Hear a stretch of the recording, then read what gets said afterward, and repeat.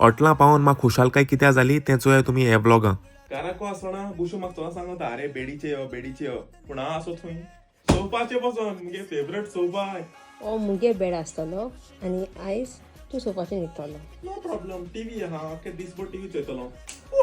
Study टेबलाचें थोडें काम करून आमगेली आल्दी शॉपिंग करपा. 2 दीस रावपा येयलें पूण हितूर शॉपिंग करून वताय सगळें.